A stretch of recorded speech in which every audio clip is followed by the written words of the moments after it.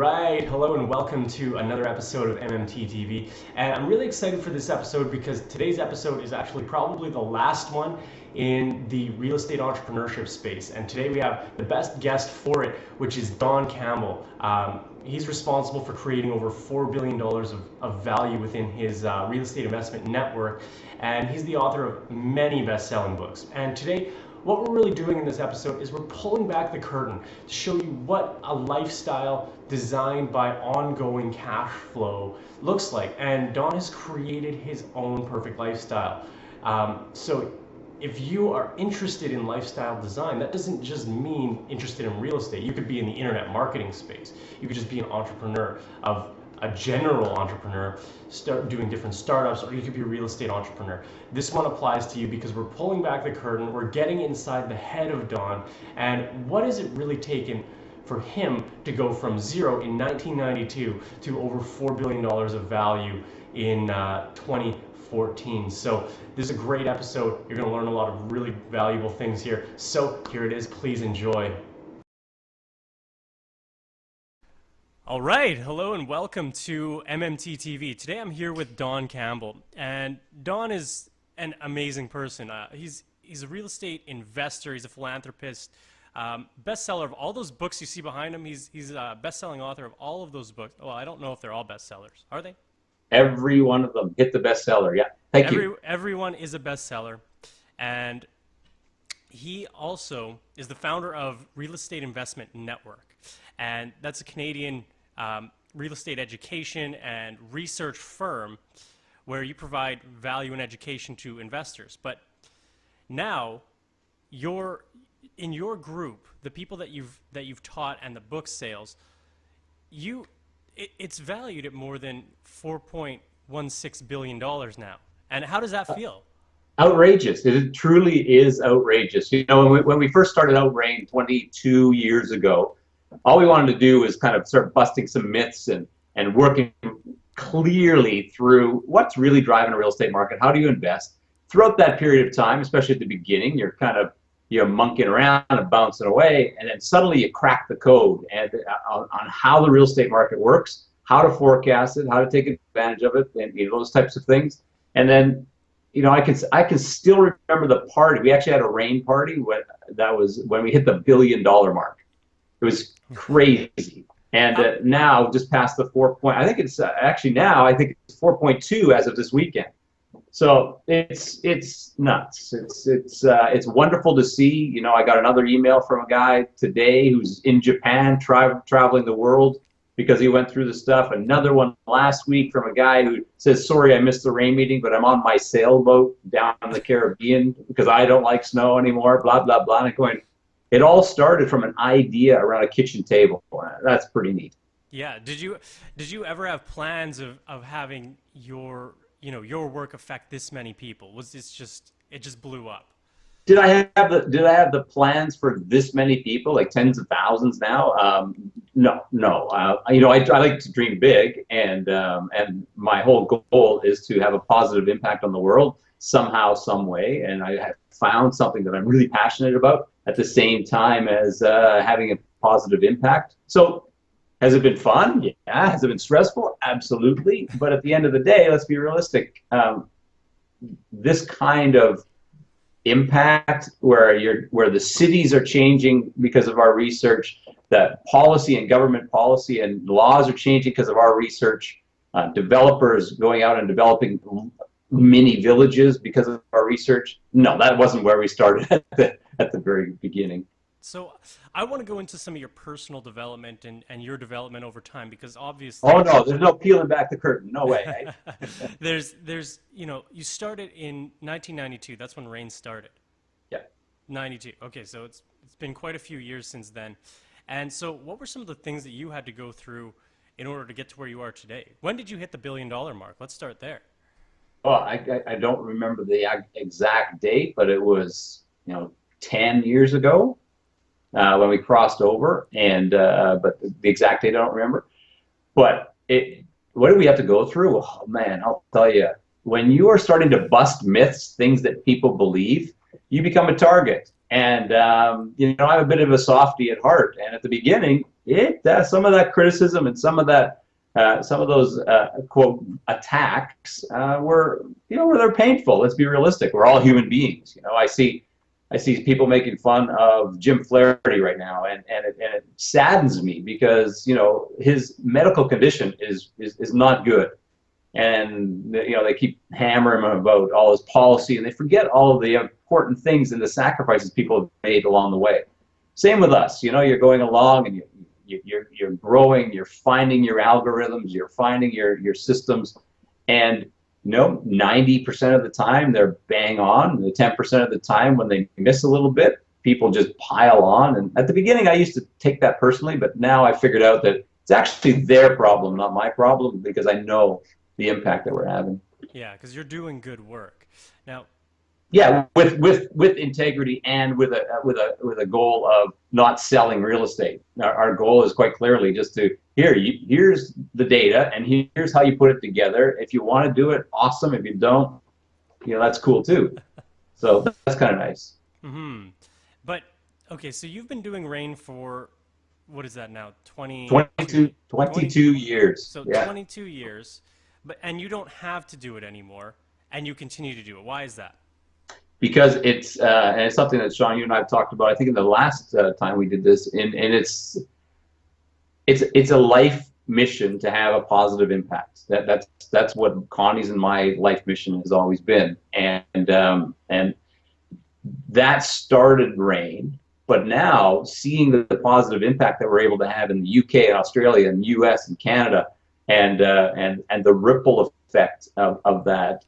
And let's be realistic, the fun of getting the emails and the thank you cards about the impact that we're having. Why would I stop this? It sure doesn't feel like work. It feels like, well, wait a second, I'm having fun, I'm getting paid, my real estate portfolio continues to grow, I eat well, I travel well.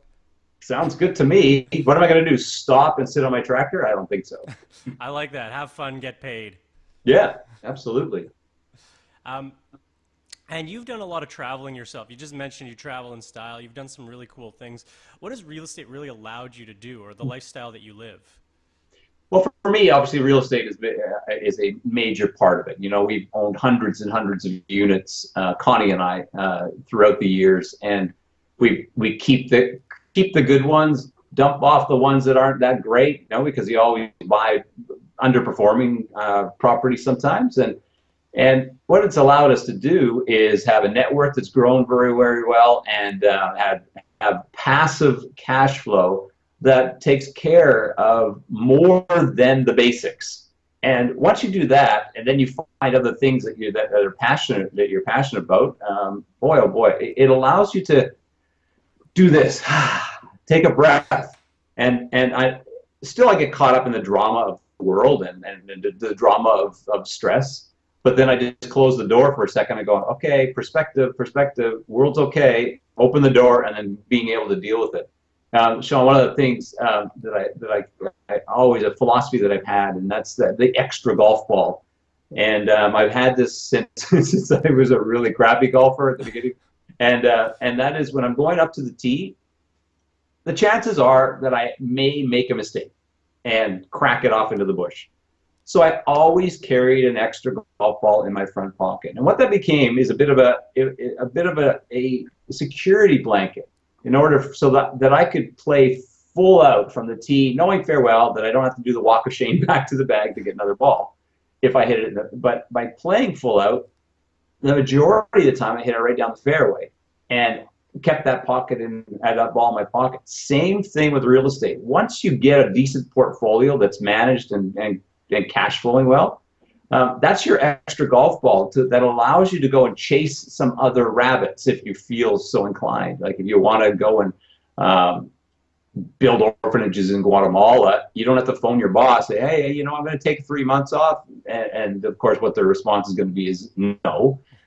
You can go do that stuff. You have that extra golf ball at all times, so you can play life full on. At what point in your life did you get the extra golf ball, so to speak, with your real estate? When did that start to take care of your basics and more?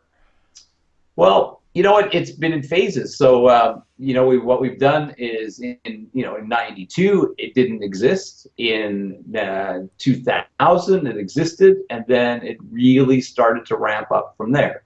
So, I like to travel a lot. Connie and I like to travel a lot. We like to eat very good food. We live on a farm, which I could show you. I can turn the camera around.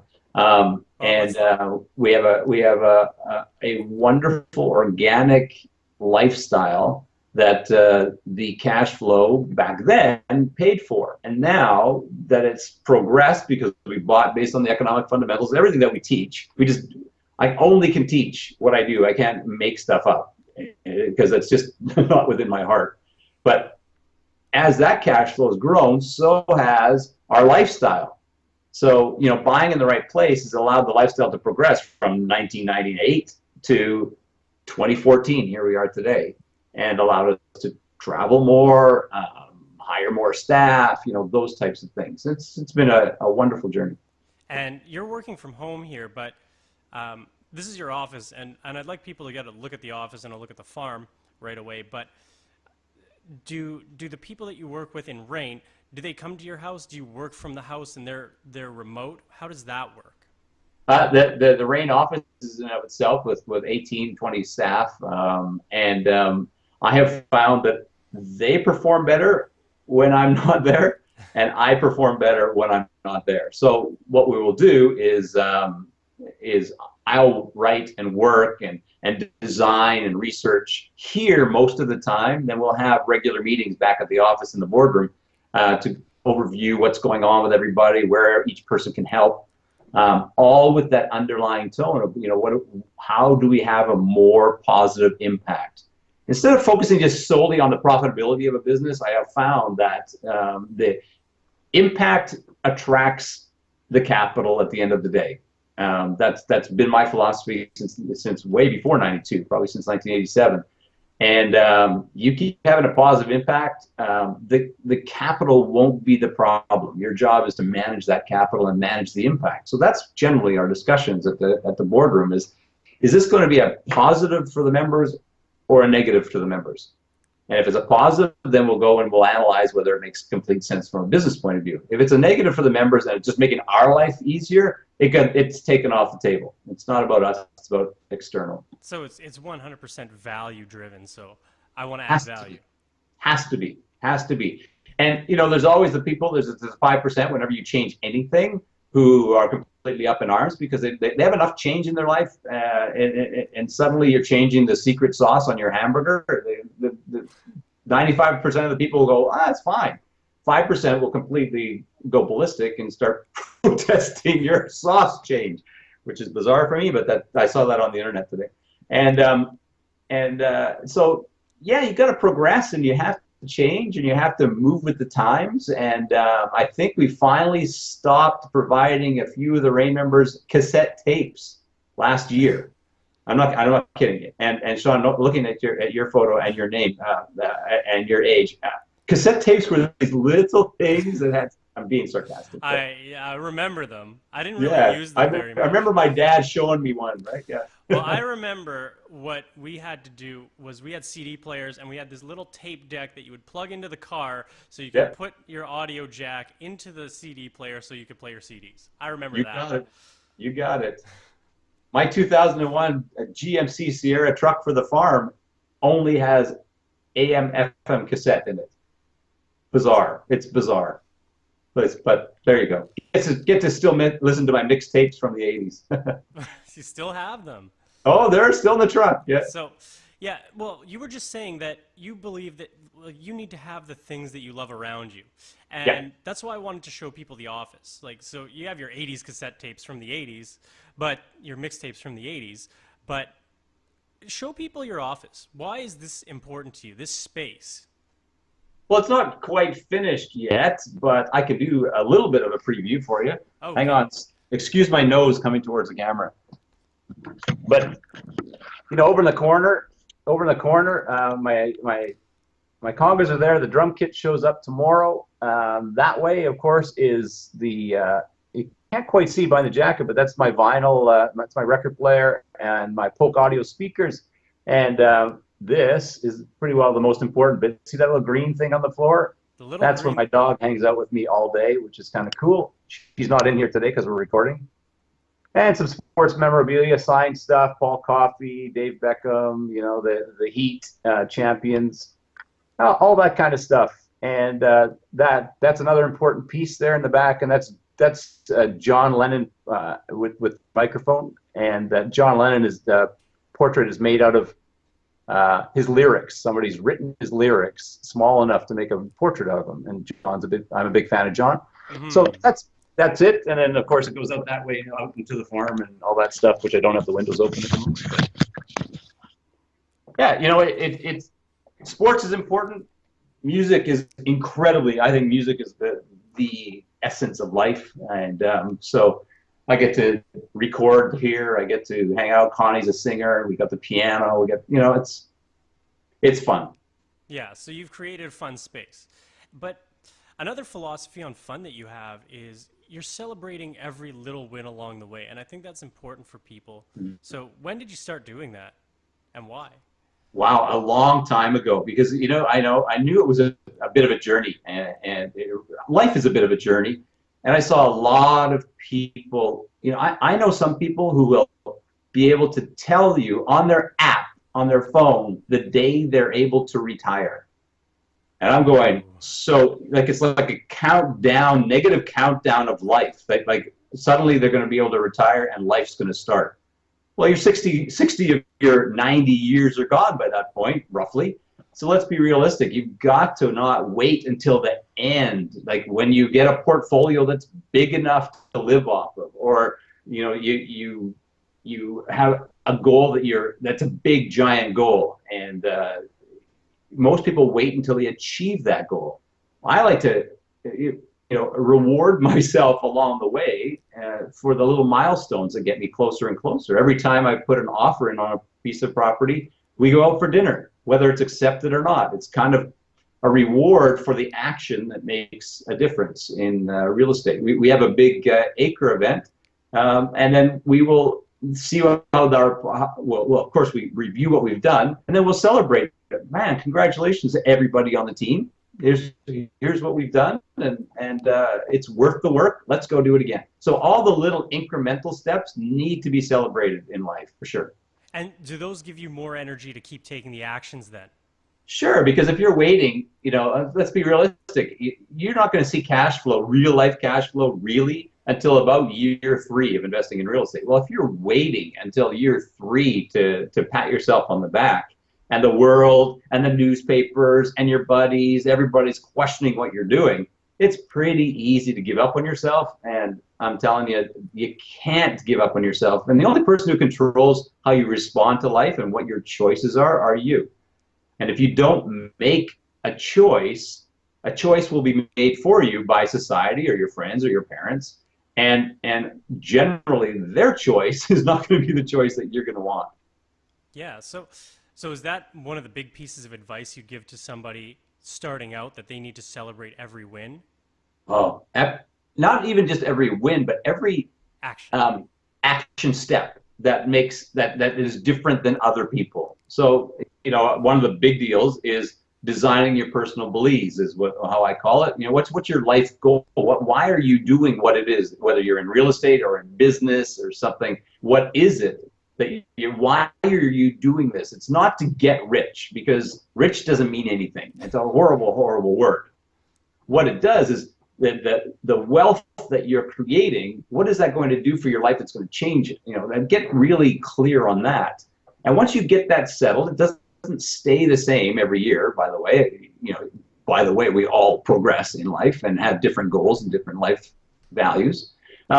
The process of that alone is every step that I take towards my personal beliefs, which I'm now living, thank goodness. Every step along the way that said, oh, that got me a little bit closer. We would do something, and it doesn't have to be anything. We have a lovely bottle of scotch, so we'll have a little sip. We'll go out for a special dinner. We'll do something that's not giant, not super expensive, especially when you're starting out, but just acknowledges, hey, Connie, hey, Don, congratulations, you've done something else. Yeah, so I literally just lost my train of thought, but I want to ask you, who has had the biggest impact on you over the past 22 years when you've done Rain? Who has? Is Who that what you asked? has? Who? Yes.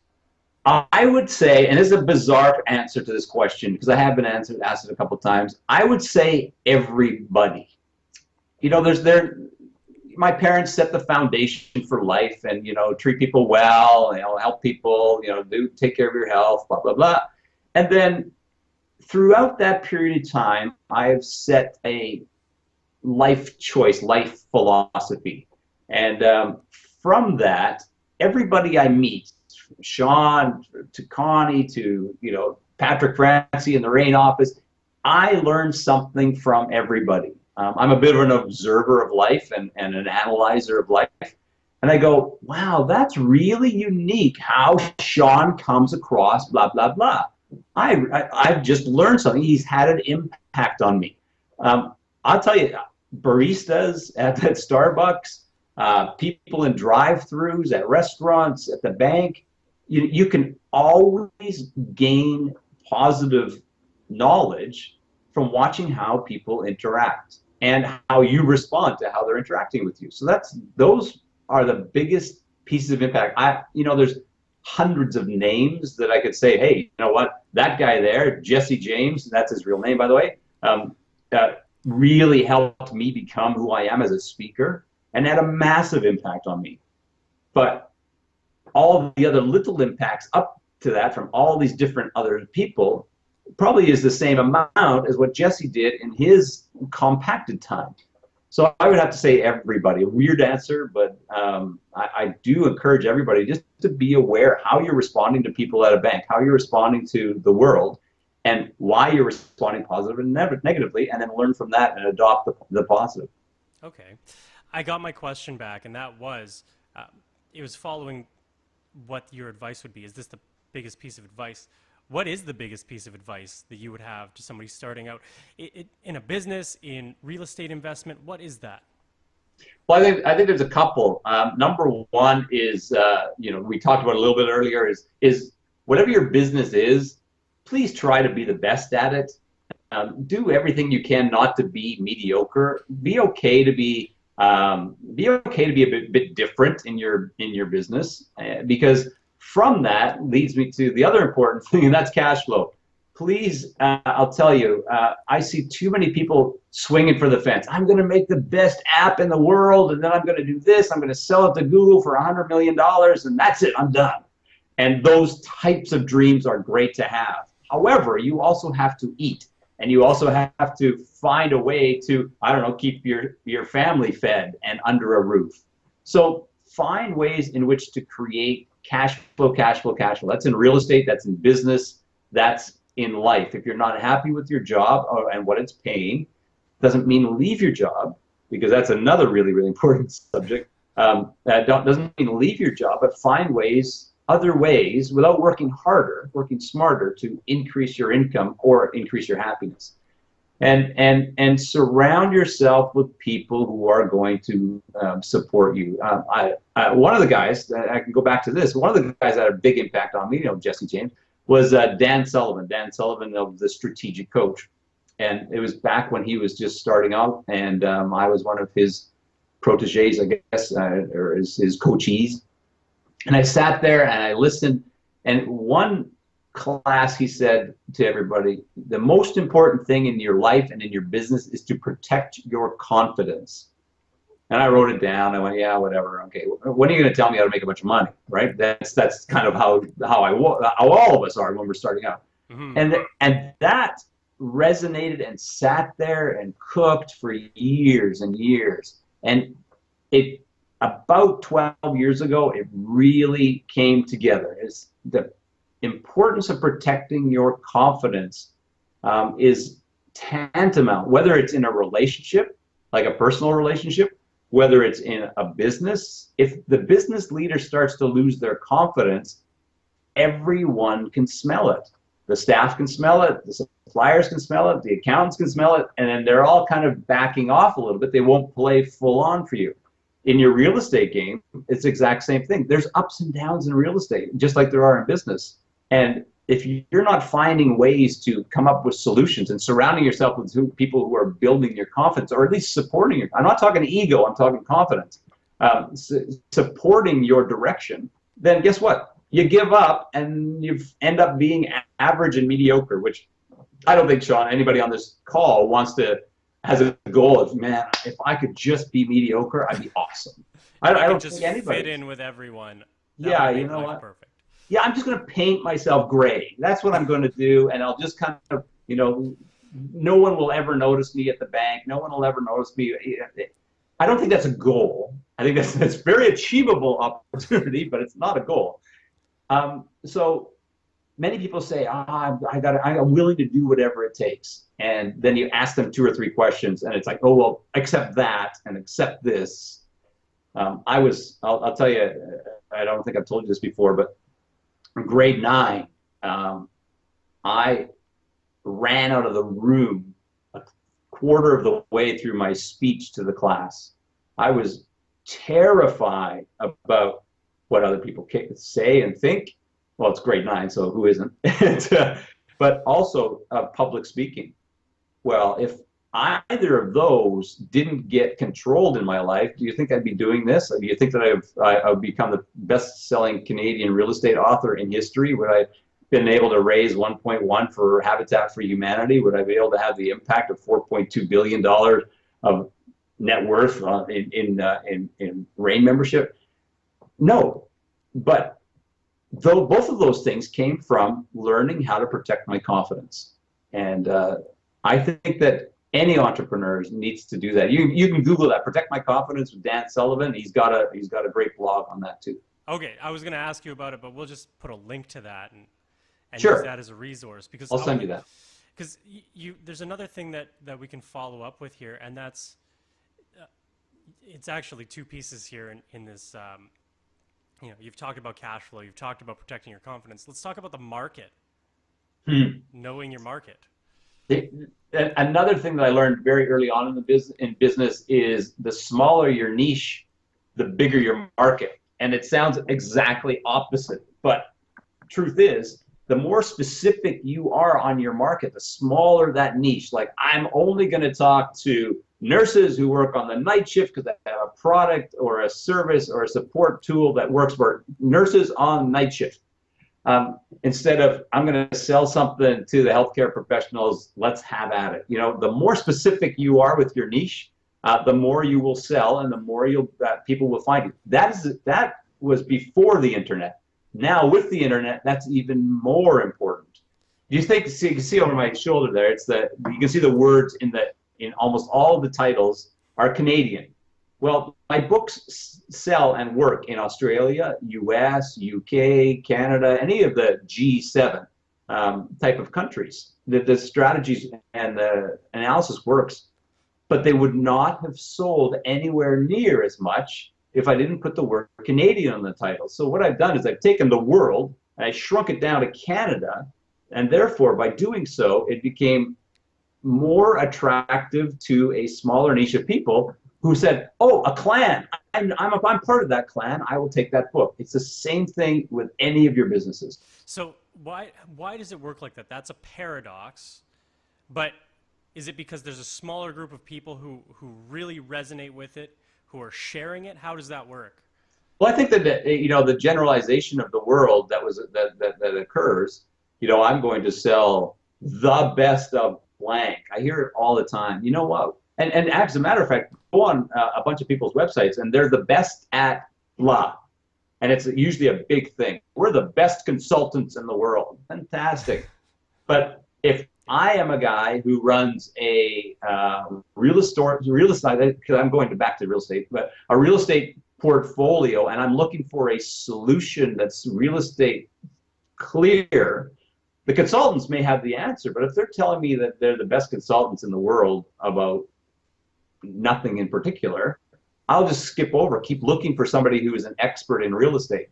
Now, there's a really important side note to this, Shaun, and that's your business can be an expert in a number of different small niches.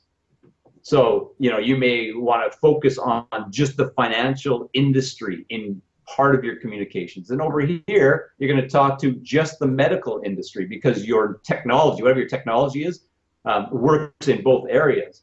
But don't try to tell the financial people that you also do doctor stuff, and the doctor guys, they don't care whether you're doing the financial stuff. So sometimes your business just needs to niche its messaging as long as you can provide. And paradoxically, we want to clan together with like-minded people, right? Which also is something that the Real Estate Investment Network is very good at doing. But you want to clan with similar people because we all have empathy for each other and drag ourselves along. Hence the paradox. I know that you are very passionate about real estate, but do you ever want to go out and do something else? Do rock and roll? Because I know you're a big music fan. Absolutely, and you know, you never know what's coming next, but that's all I'm going to say. But the reality is, I do lots of other stuff. I will go out and I will speak about my passion for Habitat for Humanity. There's a wonderful a group called Quest Food Exchange in Vancouver, and what they've done is they're taking all of the different leftover foods from the Whole Foods, etc., and put it together. So I do a lot.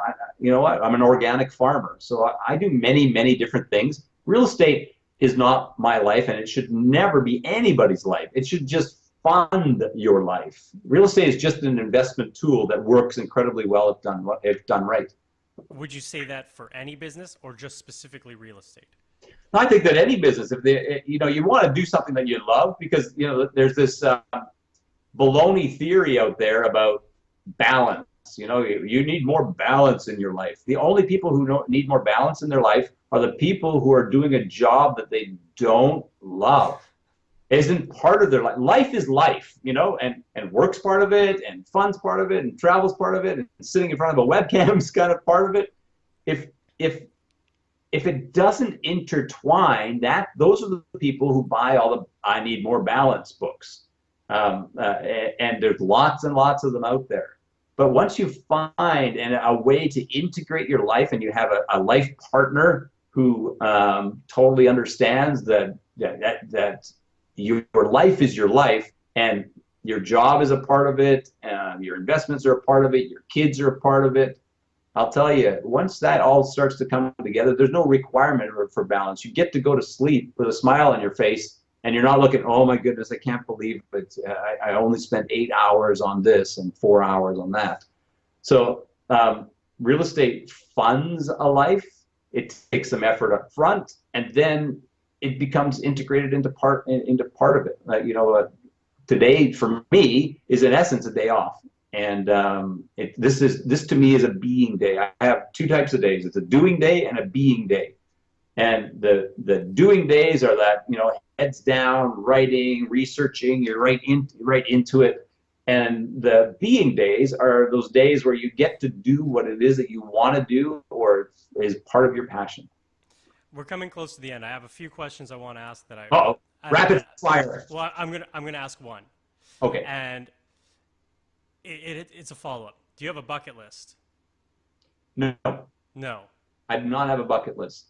So, do I want to? Are there lots of things that I want to do? Absolutely. But there's no checklist of life for me.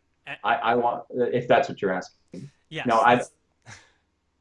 Okay. And then what's one of those experiences or way that you want to impact people in the future? Well, I think that in the future, the more clear I get, and the more I understand the world of not technology like technology webcam, but the world of technology of success, the more I can open the door for people. I understand that only a very few will want to step out of mediocrity and go through a door. That's all cool. But if I can continue to do this until, you know, on some webcam 90 years from now, the last thing they see is, right, that's it, I'm done, then you know what, I want to live my life fully. I want to make decisions based on my heart and my head. I want to have an impact, and I will continue to do everything I possibly can to do that. And I will make sure that Connie's along for the ride and is enjoying her life as much as she possibly can. Great. And now, where do you want to send people to connect with you? Oh, sure. On Twitter, it's at Don R. Campbell, and my blog is donrcampbell.com. And those two places are a great place to get a hold of me. There's lots of value there, if it's just entrepreneurship even. Thank you. And on Facebook, of course, I think it's The Rain Man. You can look me up because, let's be realistic, the Scots, of which I'm one, we're not really creative with the name, so there's probably about 12 million Don Campbells on Facebook, but just look for The Rain Man and you'll see me. All right. Thanks, Don, for being on. It's been really great. My pleasure. Cheers. Thank you. Thanks, everybody.